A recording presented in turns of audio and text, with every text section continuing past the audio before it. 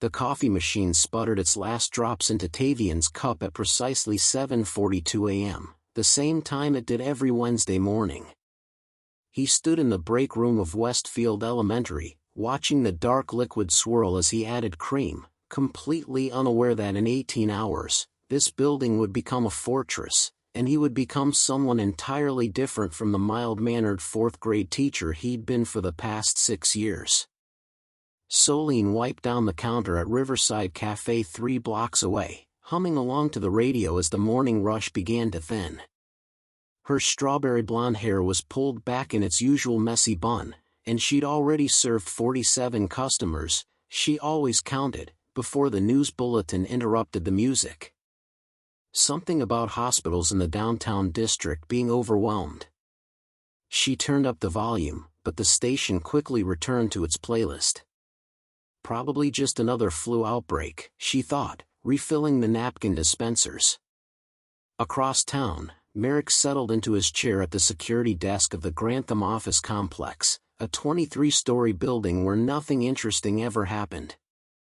At 62, he'd been a security guard for 30 years, and his biggest excitement usually involved teenagers skateboarding where they shouldn't. He nodded to the morning workers streaming through the lobby, their faces buried in phones, briefcases swinging. He noticed Kieran, the building's maintenance engineer, rushing toward the elevator with an unusually worried expression. "Everything all right?" Merrick called out. Kieran paused, his dark eyes troubled. "My brother's a paramedic downtown. He called me saying things are getting weird at General Hospital. People attacking doctors, biting them. Said it's spreading fast." Merrick chuckled uncomfortably. "Probably bath salts or something. Remember that case in Florida?" But Kieran didn't smile. He just shook his head and continued to the elevator. Elara sat in her urban planning lecture at the university, doodling in her notebook margins while Professor Hammond droned on about infrastructure development. At 19, she found most things either fascinating or unbearably boring, with little in between. This was definitely the latter. Her phone buzzed silently, a text from her mother, "Davina, have you seen the news? Come home after class. Don't take the subway." She frowned, typing back, "Mom, I'm fine." "What's wrong?" The response came quickly, "Just come home. Please." The uncharacteristic urgency made Alara's stomach tighten. Her mother, a veterinarian who'd dealt with everything from rabid raccoons to aggressive pit bulls, wasn't easily rattled. At the Evergreen retirement home, Orrin sat in his usual spot by the window, watching the street below. At 84, he'd seen a lot in his lifetime: war, economic collapse, personal tragedy, and he'd developed an instinct for when something was wrong. The ambulance that just passed was the 5th one in an hour, all heading downtown. The staff were gathered around the television in the common room, their voices rising with concern. He wheeled himself closer, catching fragments, aggressive behavior. Spreading through bodily fluids. Avoid the downtown core. By noon, Tavian noticed that 12 of his 23 students had been picked up early by anxious parents. The principal made an announcement over the intercom: the school would close at 2 p.m. as a precautionary measure. When he asked what they were being cautious about, he received only vague answers about a medical situation. Solene's cafe grew eerily quiet by 1 p.m. The lunch rush never materialized. Through the window, she watched people hurrying past, many wearing surgical masks. Her manager, looking pale, told her to close up early. As she locked the door at 1:30, she heard screaming from somewhere nearby, raw, terrified screaming that made her blood run cold. At the Grantham complex, Merrick's phone rang. His daughter, frantic, "Dad, don't leave work. Stay inside. Lock the doors." Before he could respond, the line went dead. He tried calling back. Nothing. He looked up at the mounted television in the lobby, which had been switched to a news channel. The anchor's composed facade was cracking as she reported on what she called violent disturbances spreading through the city. Kieran appeared from the elevator shaft access, his face grim. "I'm shutting down the external entrances." "We need to," he stopped, pointing at the television. The camera showed shaky footage of a downtown street. People were running, but some weren't running away, they were chasing. Even through the poor quality video, Merrick could see something was wrong with the pursuers. Their movements were jerky, aggressive, wrong. Then the feed cut out. Tavian loaded the last child into their parents' car at 2:47 p.m. As he waved goodbye, he heard the principal shouting for him. "Lock your classroom door," she said, her voice trembling. "Something's happened. The police scanner, there's something very wrong happening downtown. It's spreading outward." "What's spreading?" Tavian asked. She just shook her head, tears in her eyes. "I don't know. But people are dying." The first scream that Solene heard was distant, almost dreamlike in its unreality. The second one, 3 minutes later, was close enough to identify as coming from Mrs. Patterson, who ran the flower shop 2 doors down. Solene pressed herself against the cafe's locked door, peering through the glass. What she saw would replay in her nightmares for the rest of her life. Mrs. Patterson stumbled into the street, her gardening apron torn and bloodied. Behind her lurched a man in a business suit, except he moved with a horrifying, disjointed gait. His jaw hung at an unnatural angle, and his hands, Solene could see even from her distance, were slick with red. The man caught Mrs. Patterson within seconds. Solene turned away before she saw what happened next, but she couldn't block out the sounds. Her hands shook as she pulled out her phone. 911 was busy. Every call went straight to a recorded message asking her to stay calm and remain indoors. She tried her roommate, her parents, her ex-boyfriend, no one answered. The cell network was collapsing under the weight of a city's panic. At Westfield Elementary, Tavian stood in the principal's office with 5 other teachers who'd stayed behind. Principal Hendricks had the police scanner on her desk, and the stream of frantic communications painted a picture of a city unraveling in real time. "Officer down on 5th and Main. We need backup at General Hospital, the infected have breached the quarantine zone. Repeat, do not engage directly, they seem to be, oh God, oh God." "Infected?" asked Mrs. Chen, the 2nd grade teacher. "Infected with what?" No one had an answer. Tavian moved to the window, looking out over the playground toward the residential neighborhood beyond. Smoke rose from at least 3 different locations. In the distance, he heard gunfire, sharp, rapid pops that echoed across the afternoon air. "We should go home," he said quietly. "Get to our families." The radio said to shelter in place, Hendricks replied, but her conviction was wavering. "That was 20 minutes ago," Tavian countered. "Before they said the word infected. Before they mentioned quarantine zones failing. I live alone. I can make it if I go now." But even as he spoke, a car careened around the corner 2 blocks away, mounted the sidewalk, and crashed into a fence. The driver didn't get out. Instead, 3 figures converged on the vehicle, pulling the door open. Tavian couldn't see details, didn't want to, but when the driver finally emerged and tried to run, the figures brought him down in seconds. "No one's going anywhere," Hendricks whispered, and this time, no one argued. At the Grantham complex, Merrick had locked down the main entrances, but people who'd been in the building were now trying to get out. A crowd had formed in the lobby, confused, scared, angry. Kieran stood on a chair, trying to maintain order. "Everyone needs to calm down," the authorities said to shelter in place. "This building is secure. We have emergency supplies, backup generators." "My kids are at home," shouted a woman in a business suit. "My wife is alone," added a man near the back. Merrick understood their fear. His own daughter was out there somewhere. But he'd also seen what was happening on the streets through the security cameras. The things attacking people weren't acting human anymore. They were fast, vicious, and utterly relentless. He'd watched one, a teenage girl in a torn school uniform, take 4 gunshots from a police officer and keep coming. Only a shot to the head had stopped her. "Listen to me," Merrick said, his voice carrying the authority of his years. "I've been watching the feeds. It's worse than they're telling us. People who get attacked, they change. They become like the attackers.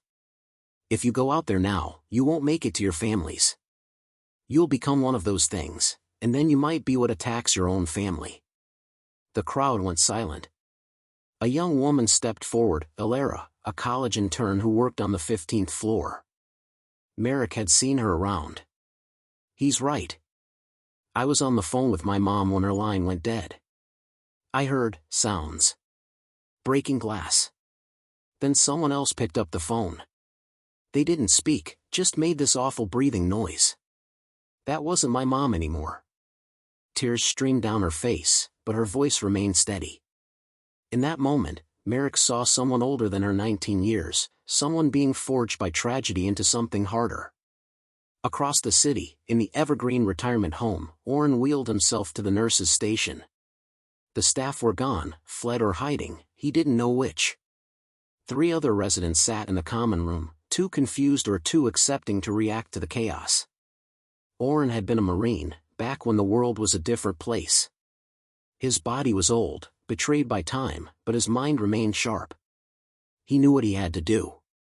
Using his master key, the one the staff didn't know he'd copied, he accessed the maintenance room and found what he needed. Darkness fell over the city like a curtain, but this night brought no relief. If anything, the chaos intensified. The infected, that's what the last broadcast had called them before the television signal died, seemed to grow bolder without sunlight. Their screams echoed through empty streets, a chorus of the damn that raised every hair on Soline's neck. She'd moved from the cafe's main room to the storage area and back, barricading herself behind stacked flour sacks and canned goods. Her phone was down to 15% battery, and there was still no signal. Through the thin wall, she could hear movement in the flower shop, shuffling, scraping, the occasional wet sound she tried not to interpret. Mrs. Patterson, or what used to be Mrs. Patterson, was still in there. Soline had never felt so alone. She'd always been independent, prideful even in her self-sufficiency, but now she would have given anything for another human voice, another living soul who could tell her this was going to be okay. She thought about her younger brother Luke, who lived 3 states away. Was this happening there too? Or was this nightmare confined to her city? The not knowing was almost worse than the fear. A sound made her freeze, the front door of the cafe rattling. She'd locked it, but locks were designed for rational people who'd turn away when denied entry. Through a crack in the storage room door, she saw a shadow at the window. A face pressed against the glass, leaving a smear of something dark. The face was pale, the eyes vacant yet somehow hungry. It began to pound on the door. Soline grabbed the only weapon she could find, a fire extinguisher, and retreated further into the storage room, praying the door would hold. At Westfield Elementary, Tavian and the others had fortified the main office, pushing filing cabinets against the doors. They'd heard things moving through the school, footsteps in the hallways, doors opening and closing. The infected had learned to turn doorknobs. That terrifying realization had come when they watched one enter the building through the side entrance that Mr. Walsh, the gym teacher, had left unlocked before fleeing to his car. He hadn't made it to his car. They'd seen that through the window. They'd seen everything. Now 6 of them remained: Tavian, Principal Hendricks, Mrs. Chen, Mr. Okoye the music teacher, Miss Reeves the school counselor, and Jorge, the janitor who'd been in the basement when everything went wrong. They sat in the dark, lights off to avoid attracting attention, and listened to the building settle around them. "My sister worked at the CDC," Mr. Okoye said quietly, breaking the silence. "She told me once about theoretical pathogen scenarios. Infections that could rewrite basic human behavior, override the higher brain functions. They always said it was impossible, that nature didn't work that way." "Apparently nature found a way," Jorge muttered. He was the oldest among them, somewhere in his mid-60s, with gnarled hands and a weathered face that had seen hardship before. "What do we do?" Miss Reeves asked. At 26, she was the youngest, and her optimism, usually her greatest asset as a counselor, had been shattered. "How do we survive this?" Tavian had been thinking about that.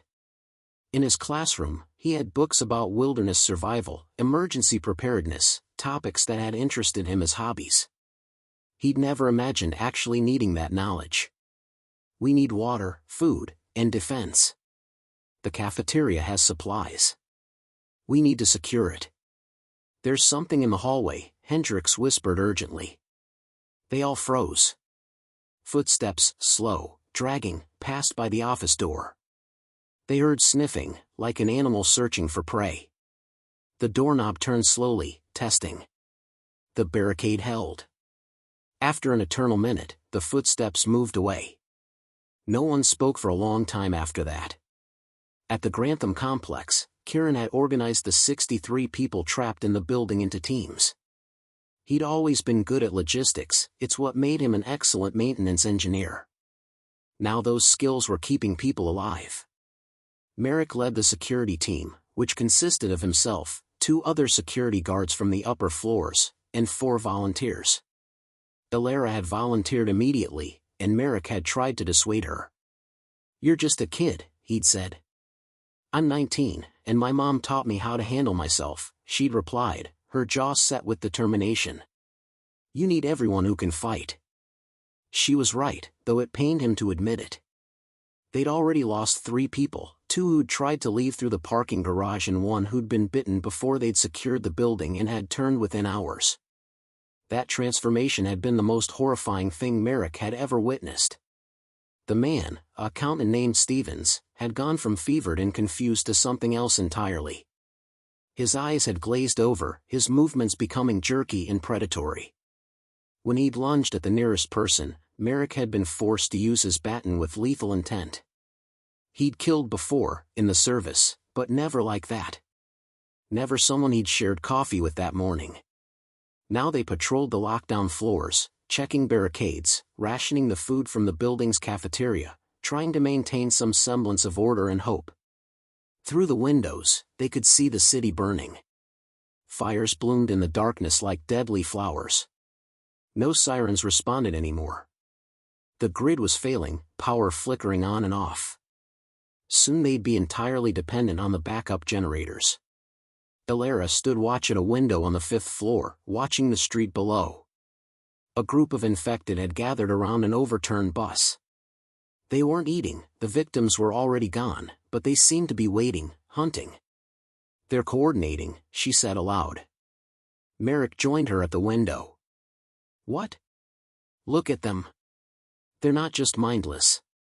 They're working together, like a pack." She pointed to 3 infected that had positioned themselves at different points around the bus. "They're setting an ambush in case someone comes by." The implication chilled him. If the infected were capable of basic tactics, survival had just become exponentially harder. Across town, Orrin had secured the Evergreen Retirement Home's main entrance and gathered the 4 residents who remained. The others had either been evacuated by family or were locked in their rooms by choice, unwilling to face reality. Davina, the veterinarian and Alara's mother, had arrived just before the streets became impassable. She'd been trying to reach her daughter at the university but had been forced to take shelter. Dawn broke over a transformed city. The sunlight revealed the full extent of the devastation, abandoned cars creating mazes of twisted metal, buildings with shattered windows and doors hanging open like screaming mouths, and bodies. So many bodies. Some would never move again. Others would rise with the hunger. Tavian woke from a fitful sleep on the office floor, his neck stiff and his mind clouded by nightmares. The relative quiet of the early morning was misleading. He could still hear them out there, the infected, their movements creating a constant background noise of scraping and shuffling. During the night, they'd counted at least 7 distinct individuals moving through the school building. "We can't stay here," he said as the others stirred awake. "We have no running water. The toilets don't flush anymore. We have maybe 3 days of food if we're careful. Principal Hendricks looked like she'd aged a decade overnight. Where would we go? It's suicide out there. The Grantham Complex, Mr. Okoye suggested. It's only 4 blocks away.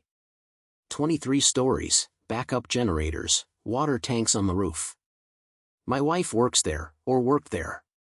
Before the phones died, she said they'd locked it down. If we could reach it. 4 blocks might as well be 4 miles, Mrs. Chen said. How do we get past them?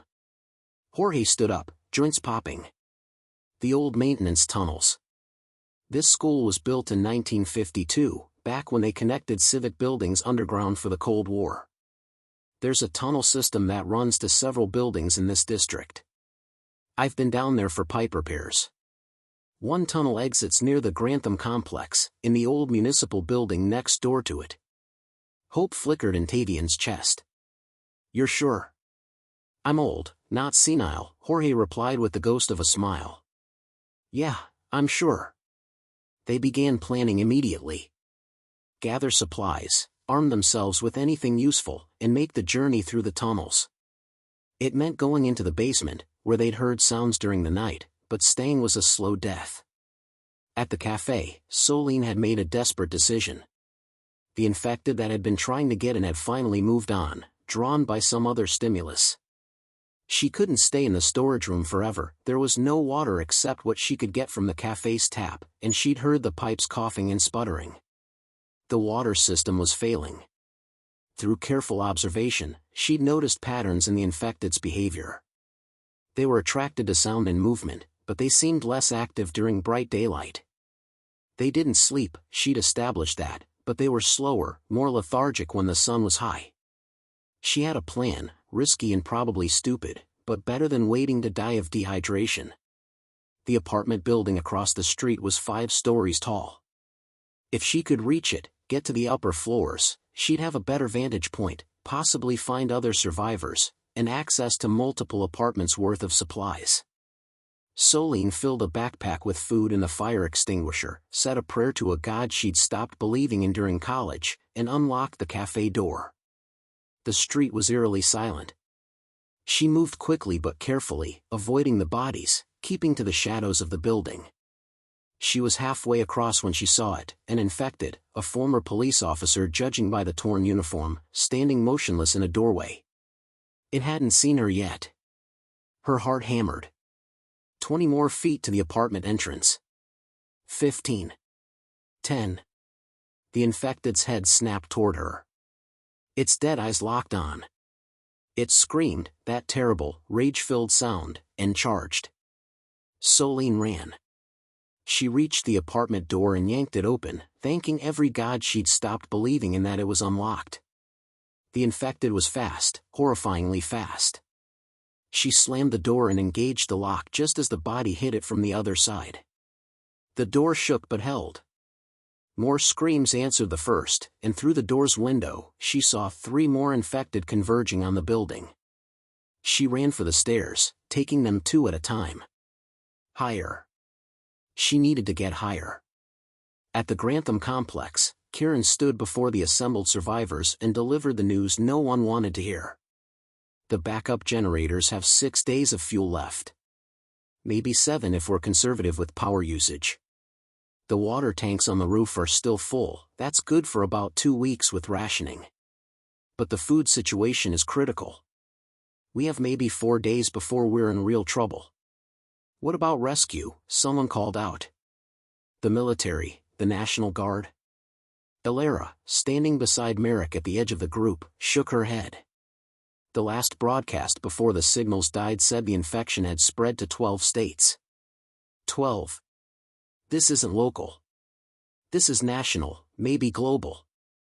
No one's coming to rescue us. We have to rescue ourselves. Her words landed like stones in water, ripples of despair spreading through the crowd. Some people began to cry. Others just stared blankly. Merrick understood their shock. The world they'd known was gone, replaced by a nightmare that showed no signs of ending. But Merrick was a survivor. He'd survived Vietnam, survived cancer, survived the death of his wife. He would survive this too. Then we need to adapt, he said, his voice cutting through the despair. We need to find more supplies. Map out the surrounding buildings. Find other survivors. We're not the only ones who made it through the first night. How? Asked a man named Roth, a lawyer who'd spent the night alternating between panic and catatonia. How do we do any of that with those things everywhere? Before Merrick could answer, Alara stepped forward. We learn. We watch them. We figure out their patterns, their weaknesses. In 48 hours, we've all changed. We've become harder, smarter, more capable than we thought possible. We keep changing. We become what we need to be to survive. Merrick looked at the young woman with new appreciation. Yesterday she'd been a college intern. Today she was becoming a leader. Davina, at the Evergreen Retirement Home, had spent the night helping Orrin fortify their position and care for the elderly residents. Her veterinary training was proving unexpectedly useful, treating the minor injuries people had sustained, understanding disease transmission, and perhaps most importantly, understanding predator behavior. The tunnel beneath Westfield Elementary was exactly as horrible as Tavian had imagined. Water dripped from ancient pipes, the air smelled of mold and something fouler, and the darkness seemed alive with possibility. They moved in single file, Jorge leading with a flashlight, Tavian behind him, then the others, with Mr. Okoye bringing up the rear. They'd armed themselves with whatever they could find, a baseball bat from the gym equipment, a heavy flashlight, scissors, a letter opener. Pathetic weapons against what they'd seen the infected do to people, but better than nothing. Tavian carried the bat, and its weight in his hands felt both reassuring and terrifying. Could he actually use it? Could he crush a skull, even one that belonged to something no longer human? The entrance to the tunnel was in the old boiler room, Jorge explained, his voice echoing strangely. I had to break through a wall that had been plastered over decades ago. The school board didn't even know it existed.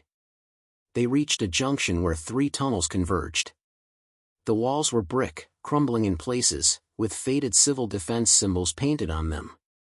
Evidence of a bygone era's fears, now replaced by a new horror those Cold War planners had never imagined. Which way? Hendricks asked, her voice thin with stress. Jorge paused, shining his light down each passage. This one, he finally said, indicating the middle tunnel. Should lead us. A sound from behind them. All flashlights swung toward Mr. Okoye, who stood frozen at the rear. Something's following us, he whispered. They listened. At first, Tavian heard nothing but the drip of water and his own thundering heartbeat. Then, there. A scraping sound, distant but getting closer. Something moving through the tunnels. Had one of the infected from the school found the tunnel entrance? Were they capable of following prey underground? Move. Fast. Jorge's calm demeanor cracked. They hurried through the tunnel, trying to balance speed with stealth. The scraping sounds grew closer. Whatever was following them was gaining ground. The tunnel seemed endless. Tavian's imagination painted horrors in every shadow, every side passage. His hands were slick with sweat on the bat handle. Behind him, Mrs. Chin was praying under her breath in Mandarin. There. Jorge's light found a ladder leading up to a hatch. That's the municipal building exit. They scrambled toward it. The scraping was close now, very close. Mr. Okoye, last in line, looked back and gasped. Climb. Now. Tavian didn't look back. He helped Jorge with the hatch, rusted shut, resistant. Precious seconds ticked by. Mrs. Chen and Miss Reeves were on the ladder, climbing desperately. Hendricks followed. The scraping became footsteps, running footsteps. The hatch gave way with a screech of metal. Light poured down, blessed, beautiful daylight. Jorge scrambled up. Tavian turned to help the others and finally saw what was following them. 3 infected, their clothes torn and filthy, their faces masks of hunger and rage. They moved with terrifying speed through the tunnel, arms outstretched. Climb. Mr. Okoye shouted, pushing Tavian toward the ladder. Not without you. Tavian grabbed the older man's arm, but Okoye shoved him away with surprising strength. I'm 63 with bad knees. I'll never make the ladder in time. Go. Live. Tell people we were heroes, even if it's a lie. Okoye. Go. The infected were 20 feet away. 15. Mr. Okoye turned to face them, gripping his heavy flashlight like a club. As Tavian climbed, tears streaming down his face, he heard the music teacher's last words, "You want some? Come get some." Then the sounds of struggle. A scream, defiant, not fearful. The others pulled Tavian through the hatch, and Jorge slammed it shut, spinning the lock wheel. They collapsed on the floor of the abandoned municipal building, gasping and sobbing. They'd lost their first member. The cost of survival was becoming horrifyingly clear. Solene had made it to the 5th floor of the apartment building before she'd had to stop, her lungs burning. The infected couldn't figure out how to climb stairs. She'd observed this with relief. They could manage a few steps with difficulty, but anything more confounded them. It wasn't much of an advantage, but she'd take it. She'd broken into apartment 5C, chosen because its door was closest to the stairwell. The apartment belonged to someone named M. Catry, judging by the mail on the table. It was tidy, decorated with family photos and colorful artwork. Evidence of a life interrupted, a coffee cup on the counter, a laptop open on the couch, slippers by the door. Solene drank water straight from the tap while it still worked, then filled every container she could find. She ate crackers from the cupboard, forcing herself to chew slowly despite her hunger. Through the window, she had a panoramic view of the nightmare her city had become. Fires were spreading unchecked. The infected roamed in packs now, she noticed. Groups of 5 to 10, moving with purpose through the streets. And there, her heart leapt, a person. A living person, running across a parking lot 3 blocks away. The infected gave chase. The person didn't make it. She turned from the window, sick to her stomach. On the coffee table, someone had left a family photo, parents with 3 children, all smiling at a beach somewhere. Were they alive? Dead? Infected? The not knowing was its own special torture. A sound from the hallway made her freeze. Footsteps. Slow, but deliberate. One of them had made it up the stairs. She grabbed her fire extinguisher and moved to the door, peering through the peephole. The hallway was empty, but she could hear breathing, ragged, wet breathing. Then a face lurched into view, filling the peephole. Dead eyes stared directly at her, and impossibly, the infected smiled. At the Grantham complex, Merrick was on the roof with Alara and Kieran, surveying the surrounding area through binoculars. The rooftop offered both hope and despair, hope because they could see potential supply sources and survivor locations, despair because they could also see the true scale of the catastrophe. There, Alara pointed.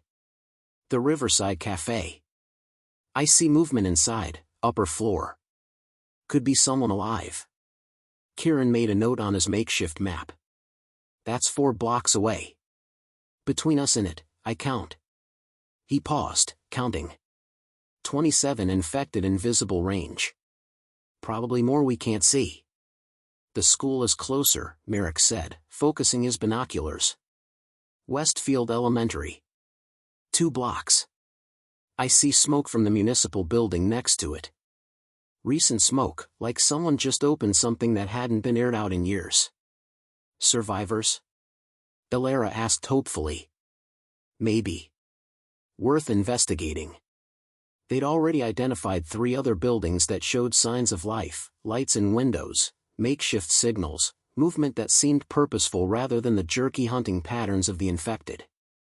The municipal building was a maze of abandoned offices and dusty corridors. Tavian and the remaining 4 survivors from the school made their way through it carefully, heading toward the Grantham complex they could see through the grimy windows. So close, just across the street and 1 building over, but it might as well have been miles. We can't go at night, Jorge said. Too dangerous. We can't stay here either, Miss Reeves countered. This place isn't secure. No food, no supplies. Tavian looked out at the Grantham complex. Its lights were on, backup generators, probably. Signs of organization, safety, life. They had to try. For Mr. Okoye, who'd given his life so they could escape. For themselves. For the hope that humanity could still survive this. There's a skybridge, Mrs. Chen said, pointing. Second floor, connecting to the office building next door. From there, we might be able to reach the Grantham complex without going to street level. It was risky, but everything was risky now. They began working their way up, using the stairwells, checking each floor carefully. The building seemed empty, abandoned in a hurry when the outbreak hit. Papers scattered across desks, computers still on, personal effects left behind as people fled. On the third floor, they found someone. An elderly woman, huddled in an office supply closet, nearly catatonic with fear. She didn't speak, couldn't seem to process their presence. Hendricks, the principal, took charge with the gentle firmness she'd always used with traumatized children. "What's your name, dear?" No response. "It's okay. You're safe now. We're getting out of here. We're going somewhere safe." The woman, her name tag read Gladys, finally focused on them. "Safe," she whispered. "Nowhere's safe. They're everywhere. They killed Davis. They killed everyone." "Not everyone," Tavian said softly. "We're alive. You're alive. And we're going to stay that way." They brought Gladys with them, Hendricks supporting her as they climbed to the second floor and found the skybridge. It was glass enclosed, offering a terrifying view of the street below where a dozen infected milled about. The bridge connected to the North Point office building, and from there, hopefully, to the Grantham complex. They were halfway across when one of the infected below looked up. Its eyes locked on them. It screamed, that terrible sound that Tavian would hear in his nightmares forever. The others looked up too. Within seconds, they were slamming against the building's entrance below the skybridge. "They know we're here," Jorge said. "Move." They ran across the skybridge. Behind them, the sound of shattering glass, the infected had broken into the municipal building. They'd be climbing the stairs soon, following. The North Point building was unlocked. They rushed through, looking for a way to the Grantham complex. The buildings were connected, they had to be. Office complexes like this always have connections. "There." Miss Reeves pointed to a directory. "Ground floor, covered walkway to Grantham Plaza." They had to go down. Back toward the infected. Tavian's grip tightened on his bat. He was no longer the mild-mannered teacher who'd made coffee Wednesday morning. He'd seen too much, lost too much. Something hard had formed in his chest, something cold and determined. They reached the ground floor just as the infected poured into the building from the skybridge. The covered walkway was ahead, a 30-foot dash through glass-walled corridor. Through it, they could see the Grantham complex lobby. And in that lobby, armed people. Survivors. Safety. "Run!" Tavian shouted. They sprinted. The infected gave chase, their screams echoing off the glass. Tavian could hear their footsteps, impossibly fast. Mrs. Chen stumbled, and he grabbed her arm, hauling her forward. Gladys was crying but moving, terror overriding her catatonia. They reached the Grantham entrance. It was locked. Tavian pounded on the glass. "Let us in. Please." Inside, the survivors were mobilizing. An older man, security uniform, authoritative bearing, was shouting orders. A young woman with determined eyes ran to the door with what looked like a keycard. The infected were 10 feet away. 5. The door clicked open. They tumbled through. Hands grabbed them, pulled them in. The door slammed shut just as the first infected crashed into it. The glass spider-webbed but held. Tavian collapsed on the floor, gasping. They'd made it. Against all odds, they'd made it. "Welcome to Grantham," the older man said, offering his hand. "I'm Merrick. You're safe now." Tavian looked at the man's weathered face and saw the same hardness he felt in himself. They'd all changed. They were all survivors now. "I'm Tavian." "Thank you." "Don't thank me yet," Merrick said. "The hard part is just beginning." Across the city, Solene had barricaded herself in apartment 5C's bathroom, the only room without windows. The infected in the hallway had been trying to break down the apartment door for hours. It was holding, but she could hear the wood beginning to splinter. She sat in the bathtub, fire extinguisher in her lap, and thought about her brother Luke, about her parents who'd retired to Florida, about the life she'd had just 2 days ago. Had it really only been 48 hours? It felt like a lifetime. The apartment door gave way with a crash that made her scream. Footsteps in the living room. The bathroom door was thin, flimsy. It wouldn't hold for long. She stood up, raising the fire extinguisher, ready to fight. She'd rather die fighting than cowering. The bathroom door burst open. At the Evergreen retirement home, Davina stood on the roof with Oren, watching the sunset paint the burning city in shades of orange and red. They'd survived 48 hours through a combination of luck, preparation, and Oren's military experience. The home was secure, for now. "My daughter's out there somewhere," Davina said quietly. "Elara. She's smart, capable. I have to believe she's alive." "Then believe it," Oren replied. "Belief is what keeps us human. What separates us from them." He gestured at the infected visible in the streets below. "We've lost our civilization, maybe our world. But we haven't lost ourselves. Not yet." The dawn of the third day broke over a world transformed. In the Grantham complex, Tavian stood at a window on the 15th floor, watching the sunrise. He hadn't slept. None of them had, really. How could you sleep when everything you'd known was gone? The complex now housed 87 survivors, the original group plus the newcomers from the school and 3 other groups that had made it through the night. They'd established a command structure, inventory systems, defense rotations. In 48 hours, they'd built the framework of a new society, however fragile. Elara approached him, 2 cups of carefully rationed coffee in her hands. She offered him one. "You did good yesterday," she said. "Getting your people here." "We lost someone," Tavian replied. "Mr. Okoye. A good man. He sacrificed himself so we could live. Then don't waste his sacrifice. We honor the dead by surviving." They stood in silence, sipping coffee and watching the infected roam below. There were fewer than yesterday, Tavian noticed. Some had wandered off, following whatever incomprehensible instincts drove them. Others had been killed. Merrick's security teams were getting better at thinning their numbers during careful supply runs. "I was a teacher," Tavian said suddenly. 3 days ago, my biggest worry was getting my students to pay attention during math lessons. Now I'm planning raids for food and water. Planning how to kill things that used to be people. "I was a college intern," Elara replied.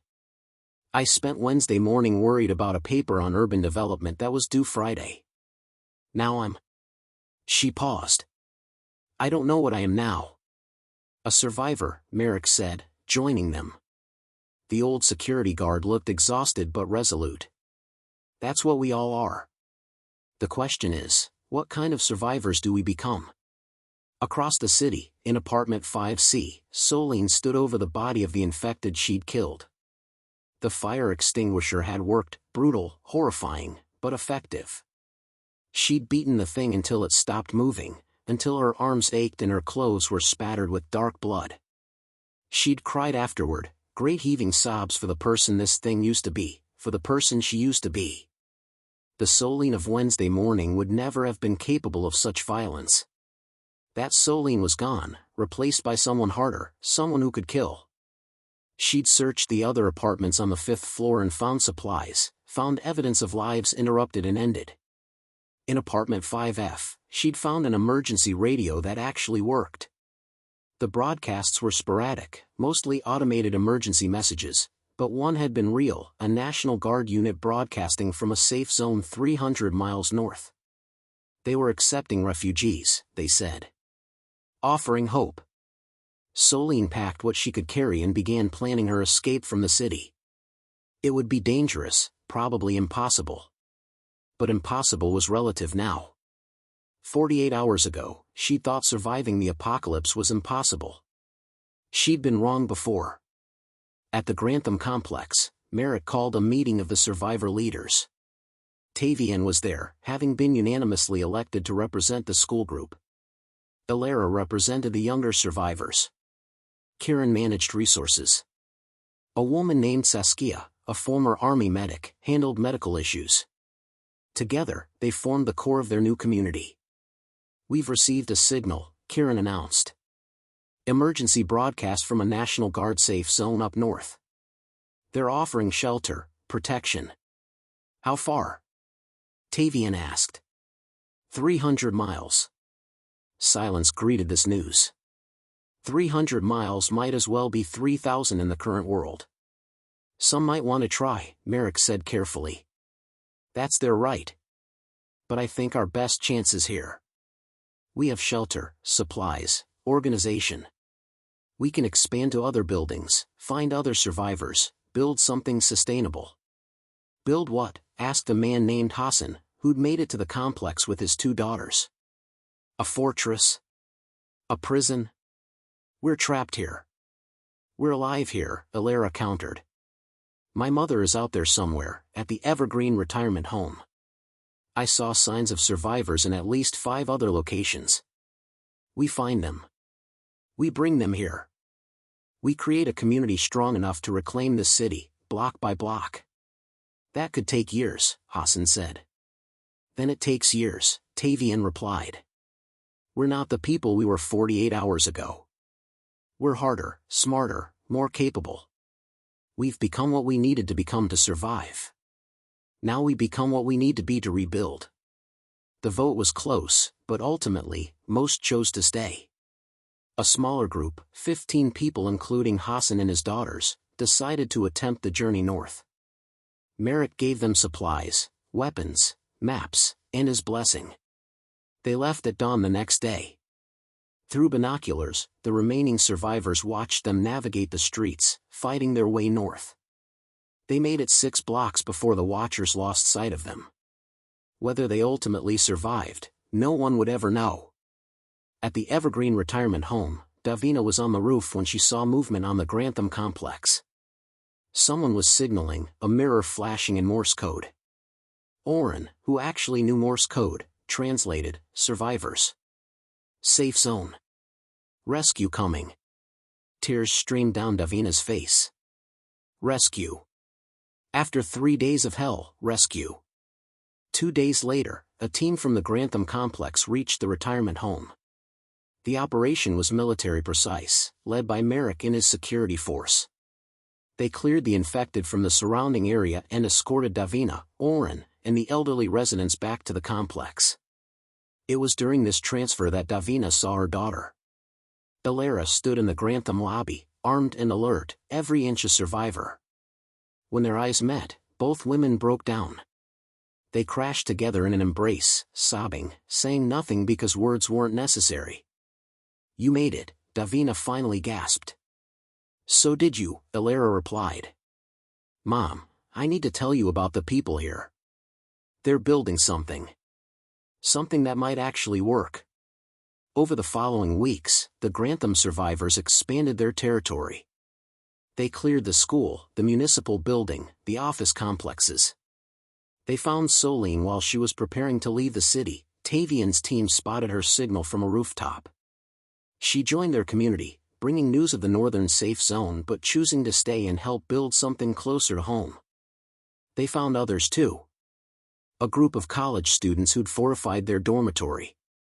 A family living in a hardware store, surrounded by improvised weapons. A former firefighter named Mattias who'd saved 12 people and was defending an apartment complex alone. Each addition made them stronger. They learned the infected's patterns, how they hunted, how they moved, their weaknesses. Head trauma put them down permanently. They couldn't climb well. They were attracted to noise but could be led away from targets using distractions. Slowly, methodically, the survivors reclaimed territory. Tavian became a teacher again, but now he taught survival skills, combat techniques, strategy. The children they rescued needed education, but not the kind he'd provided before. This was education for a new world. Ilera and Davina worked together coordinating rescues and medical care. The mother-daughter team became legendary among the survivors for their fearlessness and competence. Merrick, despite his age, led from the front. He refused to ask anyone to take risks he wouldn't take himself. The survivors respected him for it, followed him because he'd earned their trust in blood and sacrifice. Soline, who'd been a barista, became their chief scout. Her ability to move quietly and observe carefully made her invaluable for reconnaissance missions. She'd found her purpose in this new world. 6 months after the outbreak, the Grantham community had grown to over 300 survivors and controlled a 12-block safe zone. They'd established gardens on rooftops, water purification systems, even a small school for the children. It wasn't the world they'd lost, but it was a world worth living in. One evening, Tavian stood on the roof where he'd stood so many times before, but this time he wasn't alone. Merrick, Ilera, Soline, Kieran, Davina, Oren, all the people who'd become heroes in those first 48 hours, stood with him. "We did it," Ilera said softly. "We survived." "We did more than survive," Oren replied. The old Marine looked out over their safe zone with pride. "We rebuilt. We created hope where there was none." "It's not over," Merrick reminded them. "It'll never really be over. There are still infected out there. Still dangers. We've lost." His voice caught. "We've lost so many." They stood in silence, remembering. Mr. Okoye, who'd sacrificed himself in the tunnels. Stevens, who'd turned and forced them to confront the horror personally. The 15 who'd tried to reach the northern safe zone. The countless others they'd found too late or couldn't save. "But we're still here," Tavian said. "And tomorrow, we'll save someone else. We'll expand our zone another block. We'll plant more crops. We'll teach more children. We'll live. We'll remember," Davina added. "Everyone we lost, everything we've been through. We honor them by living, by building something better." Soline pulled out a bottle she'd found during a supply run, old whiskey, expensive stuff from before the world ended. She poured small amounts into cups and passed them around. "To the fallen," she said, raising her cup. "To the survivors," Ilera added. "To the future," Tavian concluded. They drank as the sun set over their scarred but surviving city. Below them, the safe zone's lights flickered on, generators humming, cooking fires starting, life continuing. In windows, people moved about their evening routines. Children played in secured courtyards under watchful guards. Somewhere, someone was singing. The world had ended 48 hours after a Wednesday morning coffee. But from those ashes, something new was growing. Not better, perhaps. Not the same, certainly. But alive, resilient, and determined. They'd been ordinary people, a teacher, a barista, a security guard, an intern, an engineer, a veterinarian, a marine. In 48 hours, they'd become heroes not through grand gestures but through small acts of courage repeated over and over. By choosing to live when death would have been easier. By choosing to care when apathy would have been safer. By choosing to build when destruction surrounded them. As darkness fell, Tavian thought about the man he'd been just months ago. That person seemed like a stranger now, someone from a dream. He'd lost his old life, his old world, his old self. But he'd gained something too: purpose, community, strength he'd never known he possessed. The infected still roamed beyond their walls. The world was still broken. Civilization had collapsed, and millions had died. The scope of the tragedy was too vast to fully comprehend. But here, in this 12-block zone, hope persisted. Life persisted. Humanity persisted. And tomorrow, they would continue the work of survival, of rescue, of rebuilding. Tomorrow, they would be heroes again, not because they chose to be, but because ordinary people had no choice but to be extraordinary when the world demanded it. Somewhere in the distance, an infected screamed its rage at the night. The survivors on the roof didn't flinch. They'd heard that sound too many times to fear it anymore. Instead, they simply tightened their grips on their weapons, checked their perimeters, and prepared for whatever came next. Because that's what survivors did. That's what heroes did. Even when they'd been ordinary people just 48 hours before.